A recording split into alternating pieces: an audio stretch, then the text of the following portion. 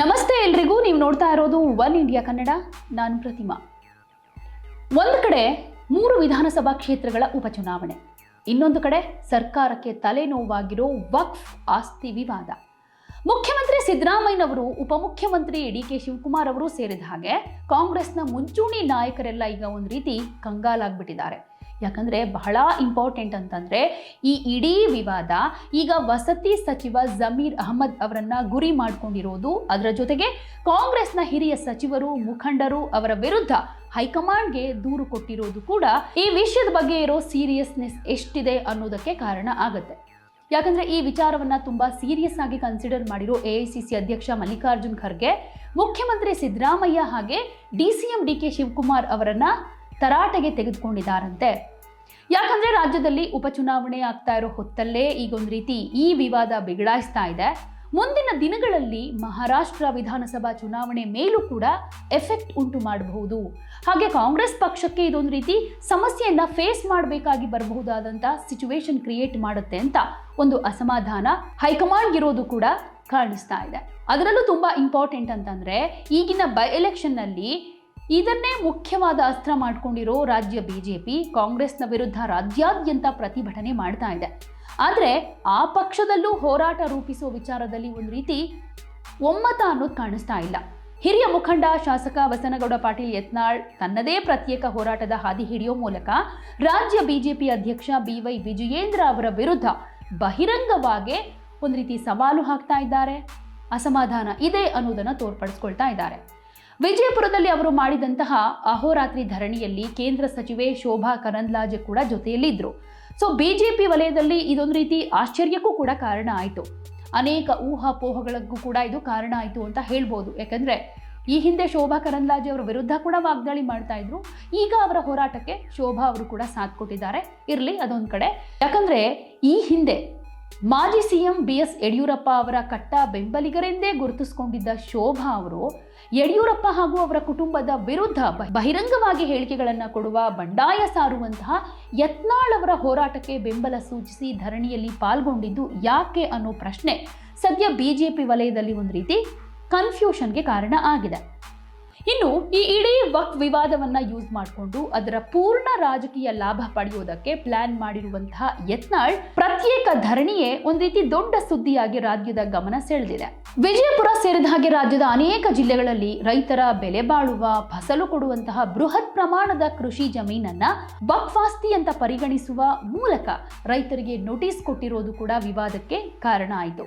ಹಾಗೆ ಉತ್ತರ ಕರ್ನಾಟಕದ ಅನೇಕ ಮಠ ಮಂದಿರಗಳಿಗೂ ಕೂಡ ಸೇರಿದ ಆಸ್ತಿಗಳ ಮೇಲೆ ತನ್ನ ಪ್ರಭುತ್ವ ಸಾಧಿಸುವುದಕ್ಕೆ ವಕ್ಫ್ ಹೊರಟಿರೋದು ಆ ಭಾಗದ ಜನರನ್ನ ಕೆರಳಿ ಕೆಂಡ ಆಗೋ ಹಾಗೆ ಮಾಡಿಬಿಟ್ಟಿದೆ. ಇಲ್ಲಿ ವಕ್ಫ್ ಸರ್ಕಾರಿ ಅಧೀನ ಸಂಸ್ಥೆಯಾದರೂ ಅದು ರೈತರಿಗೆ ಕೊಟ್ಟಿರುವಂತಹ ನೋಟಿಸ್ನಿಂದ ಅನೇಕ ವಿವಾದಗಳು, ಸಂಘರ್ಷಗಳು ಉಂಟಾಗುವ ಸಾಧ್ಯತೆಗಳನ್ನು ಕ್ರಿಯೇಟ್ ಮಾಡಿಬಿಟ್ಟಿದೆ.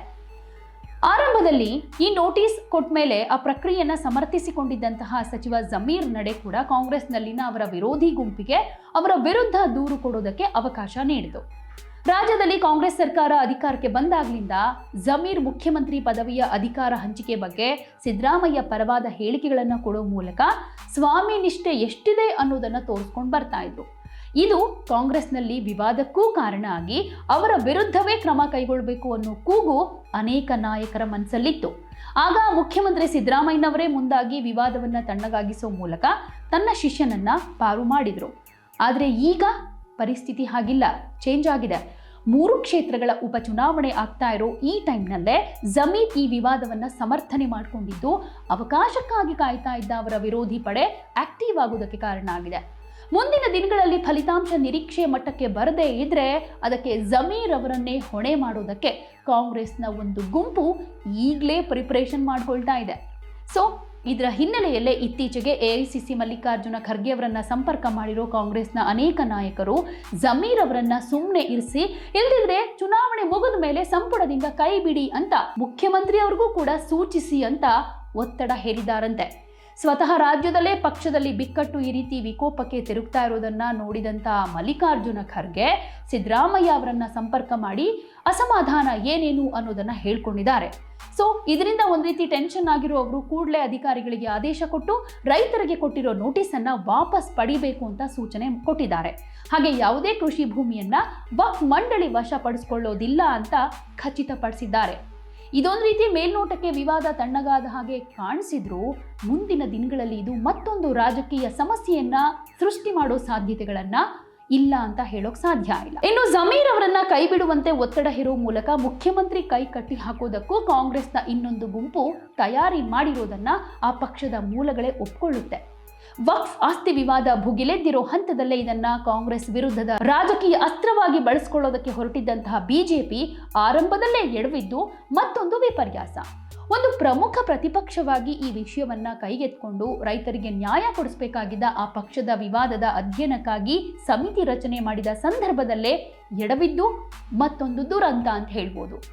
ಹಾಗೆ ಪ್ರಮುಖವಾಗಿ ವಿಜಯಪುರದ ಸಂಸದ ರಮೇಶ್ ಜಿಗಜಿಣಗಿ, ಶಾಸಕ ಯತ್ನಾಳ್ ಅವರನ್ನೇ ಹೊರಗಿಟ್ಟು ಸಮಿತಿ ರಚಿಸಿದ ರಾಜ್ಯ ಬಿಜೆಪಿ ಅಧ್ಯಕ್ಷ ವಿಜಯೇಂದ್ರ ಅವರ ಕಡೆಗೇನೆ ಈಗ ಹೈಕಮಾಂಡ್ ಚಾಟಿ ಬೀಸಿದಾಗ ಎಚ್ಚೆತ್ಕೊಂಡು ಅವರಿಬ್ಬರನ್ನೂ ಆಮೇಲೆ ಸಮಿತಿಗೆ ಸೇರಿಸಿದ್ರು ಯತ್ನಾಳ್ ಸಮಿತಿಗೆ ಸೇರದೆ ತಮ್ಮದೇ ಆದ ರೀತಿಯಲ್ಲಿ ಪ್ರತ್ಯೇಕ ಹೋರಾಟ ಕೈಗೊಳ್ಳುವ ಮೂಲಕ ಪಕ್ಷದ ರಾಜ್ಯಾಧ್ಯಕ್ಷರ ವಿರುದ್ಧ ತಮ್ಮ ಸಮರವನ್ನ ಕಂಟಿನ್ಯೂ ಮಾಡಿದ್ದಾರೆ. ಇನ್ನು ಇದಕ್ಕೆ ರಾಜ್ಯ ಬಿಜೆಪಿಯಲ್ಲಿ ಕೆಲವು ಪ್ರಮುಖ ಮುಖಂಡರು ಪರೋಕ್ಷವಾಗಿ ಬೆಂಬಲ ಕೂಡ ಕೊಟ್ಟಿದ್ದಾರೆ. ಸೊ ಯತ್ನಾಳ್ ಬಂಡಾಯ ಆರಂಭ ಆದಾಗ್ಲಿಂದ ಇಲ್ಲಿ ತನಕ ಅದನ್ನ ಬಗೆಹರಿಸೋದಕ್ಕೆ ಬಿಜೆಪಿಯ ದಿಲ್ಲಿ ಮುಖಂಡರು ಕೂಡ ಯಾವುದೇ ಪ್ರಯತ್ನವನ್ನ ಮಾಡಿಲ್ಲ. ಇನ್ನು ಇಂಥ ಒಂದು ಡೆವಲಪ್ಮೆಂಟ್ ಬಗ್ಗೆ ಮಾಹಿತಿ ಇದ್ರೂ ಹೈಕಮಾಂಡ್ ವರಿಷ್ಠರು ಸೈಲೆಂಟ್ ಆಗ್ಬಿಟ್ಟಿದ್ದಾರೆ ಅಂದ್ರೆ ಇದಕ್ಕೆ ಏನ್ ಕಾರಣ ಅನ್ನೋದು ಒಂದು ರೀತಿ ರಹಸ್ಯವಾಗಿ ಉಳ್ಕೊಂಡಿದೆ. ಹಾಗೆ ಈ ವರಿಷ್ಠರ ಬೆಂಬಲ ಇಲ್ಲದೆ ಯತ್ನಾಳ್ ರಾಜ್ಯಾಧ್ಯಕ್ಷ ವಿಜಯೇಂದ್ರ ಹಾಗೆ ಹಿರಿಯ ನಾಯಕ ಯಡಿಯೂರಪ್ಪನವರ ವಿರುದ್ಧ ಬಹಿರಂಗ ಹೇಳಿಕೆಗಳನ್ನು ಕೊಡೋದಕ್ಕೆ ಸಾಧ್ಯನಾ ಅನ್ನೋ ಪ್ರಶ್ನೆ ಕೂಡ ಕಾಡುತ್ತೆ. ಈ ಬೆಳವಣಿಗೆಗಳು ಒಂದು ಕಡೆಯಾದ್ರೆ ಯಡಿಯೂರಪ್ಪನವರ ಪಾಳಯದಲ್ಲೇ ಗುರುತಿಸಿಕೊಂಡಿರೋ ಮಾಜಿ ಸಚಿವ ರೇಣುಕಾಚಾರ್ಯ, ಶಾಸಕ ಮಾಡಾಳು ಮಲ್ಲಿಕಾರ್ಜುನ ಮುಂತಾದವರು ಯತ್ನಾಳ್ ಹೇಳಿಕೆಗಳ ವಿರುದ್ಧ ತೊಡೆ ತಟ್ಟಿರೋದು ಮುಂದಿನ ದಿನಗಳಲ್ಲಿ ಬಿಜೆಪಿಯಲ್ಲಿ ಬಹಿರಂಗ ಸಮರ ನಡೆಯೋ ಸಾಧ್ಯತೆಗಳನ್ನ ಕ್ರಿಯೇಟ್ ಮಾಡಿದೆ. ಹೀಗಾಗಿ ರಾಜ್ಯ ಬಿಜೆಪಿ ಕೂಡ ಒಂದು ರೀತಿ ಗೊಂದಲಗಳಿಂದ ದೂರ ಆಗಿಲ್ಲ. ಸರ್ಕಾರದ ವಿರುದ್ಧ ಆ ಪಕ್ಷದ ನಾಯಕರು ನಡೆಸ್ತಾ ಇರೋ ಹೋರಾಟ ನಿರೀಕ್ಷಿತ ಮಟ್ಟದಲ್ಲಿ ಪರಿಣಾಮಕಾರಿ ಫಲಿತಾಂಶವನ್ನು ಕೊಡ್ತಾ ಇಲ್ಲ. ಇದು ಸದ್ಯದ ಪರಿಸ್ಥಿತಿಯಾದ್ರೆ ಈ ವಕ್ಫ್ ಬೋರ್ಡ್ ರೈತರಿಗೆ ನೋಟಿಸ್ ಕೊಟ್ಟಿರೋ ಹಿನ್ನೆಲೆಯಲ್ಲಿ ಏನು ದೊಡ್ಡ ವಿವಾದ ಕ್ರಿಯೇಟ್ ಆಗಿದೆ ರಾಜ್ಯದಲ್ಲಿ, ಇದನ್ನ ಹೀಗೆ ಅಂದ್ರೆ ಜೀವಂತವಾಗಿ ಇಡಬೇಕು, ಹಾಗೆ ನಿರಂತರವಾಗಿ ಪ್ರತಿಭಟನೆ ಮಾಡಬೇಕು ಅಂತ ರಾಜ್ಯ ಬಿಜೆಪಿ ನಾಯಕರಿಗೆ ಕೇಂದ್ರ ಗೃಹ ಸಚಿವ ಅಮಿತ್ ಶಾ ಕಟ್ಟುನಿಟ್ಟಿನ ಸಂದೇಶವನ್ನ ಕೊಟ್ಟಿದ್ದಾರಂತೆ. ರಾಜ್ಯದಲ್ಲಿ ವಕ್ಫ್ ಬೋರ್ಡ್ ನೋಟಿಸ್ ವಿಚಾರ ತುಂಬಾನೇ ಸೌಂಡ್ ಮಾಡ್ತಾ ಇದೆ. ಈಗ ಚನ್ನಪಟ್ಟಣ, ಶಿಗ್ಗಾವಿ, ಸಂಡೂರು ಬೈ ಎಲೆಕ್ಷನ್ನಲ್ಲೂ ಕೂಡ ಈ ವಕ್ಫ್ ಬೋರ್ಡ್ ವಿಚಾರವನ್ನೇ ಮುಂದಿಟ್ಕೊಂಡು ಇದನ್ನೇ ಅಸ್ತ್ರವನ್ನಾಗಿ ಮಾಡಿಕೊಂಡು ಬಿಜೆಪಿ ಹಾಗೆ ಜೆಡಿಎಸ್ ಕಾಂಗ್ರೆಸ್ ವಿರುದ್ಧ ಸಾಕಷ್ಟು ಟೀಕೆ ವಾಗ್ದಾಳಿಗಳನ್ನ ಮಾಡಿಕೊಂಡು ಬರ್ತಾ ಇದೆ. ಕಾಂಗ್ರೆಸ್ ನಾಯಕರ ವಿರುದ್ಧ ಜನಾಭಿಪ್ರಾಯವನ್ನ ರೂಪಿಸಬೇಕು ಅನ್ನೋ ಕಾರಣಕ್ಕೆ ಈ ವಿಷಯ ಒಂದು ರೀತಿ ಪ್ರತಿಪಕ್ಷಗಳಿಗೆ ಅನುಕೂಲ ಆಗ್ತಾ ಇದೆ. ಕೇಂದ್ರ ಸರ್ಕಾರ ವಕ್ಫ್ ತಿದ್ದುಪಡಿ ಕಾಯ್ದೆಯನ್ನ ಜಾರಿಗೆ ತರೋದಕ್ಕೂ ಕೂಡ ಚಿಂತನೆ ಮಾಡ್ತಾ ಇದೆ. ಸೊ ಇದರ ಸಾಧಕ ಬಾಧಕಗಳ ಪರಿಶೀಲನೆ ಮಾಡೋದಕ್ಕೆ ಈಗಾಗಲೇ ಜಗದಾಂಬಿಕಾ ಪಾಲ್ ಅವರ ನೇತೃತ್ವದಲ್ಲಿ ಜಂಟಿ ಸಂಸದೀಯ ಸಮಿತಿಯನ್ನು ರಚನೆ ಮಾಡಲಾಗಿದೆ. ಈ ಸಮಿತಿ ವಿಜಯಪುರ ರೈತರಿಗೆ ವಕ್ಫ್ ನೋಟಿಸ್ ಹಿನ್ನೆಲೆಯಲ್ಲಿ ಸ್ಥಳಕ್ಕೇನೆ ಭೇಟಿ ಕೊಟ್ಟು ರೈತರ ಅಹವಾಲನ್ನ ಸ್ವೀಕಾರ ಮಾಡಿದೆ. ಕೇಂದ್ರ ಸಚಿವ ಅಮಿತ್ ಶಾ ಅವರು ಸೂಚನೆ ಕೊಟ್ಟ ಮೇಲೆ ರಾಜ್ಯ ಬಿಜೆಪಿ ನಾಯಕರು ಈ ಎಲ್ಲ ತಂತ್ರಗಾರಿಕೆಗಳನ್ನ ಪ್ರಯೋಗ ಮಾಡ್ತಿದ್ದಾರೆ. ಬಿಜೆಪಿ ಪಾಳೆಯದಲ್ಲೇ ಈ ವಿಚಾರದ ಬಗ್ಗೆ ಒಂದಷ್ಟು ಚರ್ಚೆಗಳಾಗ್ತಾ ಇದೆ. ಇನ್ನು ವಕ್ಫ್ ವಿವಾದವನ್ನ ಕೇವಲ ಹೋರಾಟ ಮಾಡಿ ಸುಮ್ಮನಾಗದೆ ಡಿಸೆಂಬರ್ನಲ್ಲೂ ಬೆಳಗಾವಿಯಲ್ಲಿ ನಡೆಯುವಂತಹ ಅಧಿವೇಶನದಲ್ಲಿ ಪ್ರಸ್ತಾಪ ಮಾಡಬೇಕು ಅನ್ನೋ ನಿರ್ಧಾರ ಮಾಡಿದಾರಂತೆ. ಸದನದಲ್ಲಿ ರೈತರಿಗೆ ನೋಟಿಸ್ ಕೊಟ್ಟ ವಕ್ಫ್ ನಡೆಯನ್ನ ವಿರೋಧಿಸಿ ಧರಣಿ ಮಾಡೋದಕ್ಕೂ ಕೂಡ ಬಿಜೆಪಿ ನಾಯಕರು ಈಗಲೇ ಪ್ಲಾನ್ ಮಾಡ್ತಾ ಇದ್ದಾರಂತೆ. ಹಾಗೆ ನೋಟಿಸ್ ಸಿಕ್ಕ ರೈತರನ್ನ ಸೇರಿಸಿಕೊಂಡು ಬಿಜೆಪಿ ಕಾರ್ಯಕರ್ತರು ಬೆಳಗಾವಿ ಚಲೋ ಮಾಡೋ ನಿಟ್ಟಿನಲ್ಲೂ ಪಕ್ಷದಲ್ಲಿ ಚರ್ಚೆ ಆಗ್ತಾ ಇದೆ. ಬೆಳಗಾವಿಯ ಸುವರ್ಣಸೌಧಕ್ಕೆ ಮುತ್ತಿಗೆ ಹಾಕುವ ಮೂಲಕ ರಾಜ್ಯ ಸರ್ಕಾರಕ್ಕೆ ಬಿಸಿ ಮುಟ್ಟಿಸೋದಕ್ಕೆ ಕಮಲ ಪಡೆ ಪ್ರಿಪರೇಷನ್ ಮಾಡ್ಕೊಳ್ತಾ ಇದೆ. ಬಿಜೆಪಿ ವಕ್ಫ್ ವಿವಾದವನ್ನ ಜೀವಂತವಾಗಿಡೋದಕ್ಕೆ ಪ್ರಯತ್ನ ಮಾಡ್ತಾ ಇರೋ ಹಿನ್ನೆಲೆಯಲ್ಲಿ ಈತ ಕಾಂಗ್ರೆಸ್ ನಾಯಕರು ಏನು ಸುಮ್ಮನೆ ಕೂತಿಲ್ಲ, ಅಲರ್ಟ್ ಆಗ್ಬಿಟ್ಟಿದ್ದಾರೆ.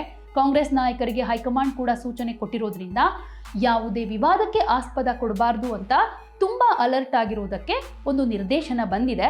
ಹೀಗಾಗಿ ಸಚಿವರು ಎಚ್ಚರಿಕೆ ಹೇಳಿಕೆಗಳನ್ನು ಕೊಡಬೇಕು ಅಂತ ಸಿದ್ದರಾಮಯ್ಯನವರು ತಮ್ಮ ಸಚಿವರಿಗೆ, ಶಾಸಕರಿಗೆ ಸೂಚನೆಯನ್ನ ಕೊಟ್ಟಿದ್ದಾರೆ.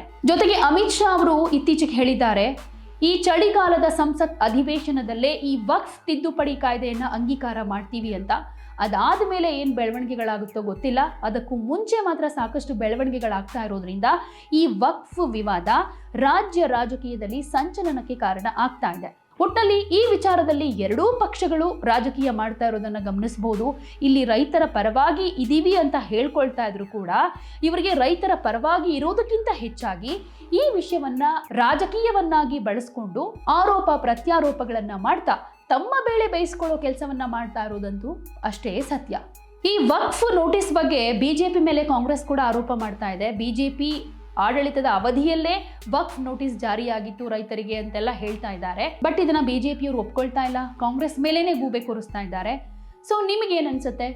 ಈ ವಕ್ಫ್ ವಿವಾದದ ವಿಚಾರವನ್ನ ಕಾಂಗ್ರೆಸ್ ಹೆಚ್ಚು ರಾಜಕೀಯವಾಗಿ ಬಳಸ್ಕೊಳ್ತಾ ಇದೆಯಾ ಅಥವಾ ಬಿಜೆಪಿನ ಅನ್ನೋದ್ರ ಬಗ್ಗೆ ನಿಮ್ಮ ಉತ್ತರವನ್ನ ಕಾಮೆಂಟ್ ಮೂಲಕ ತಿಳಿಸಿ.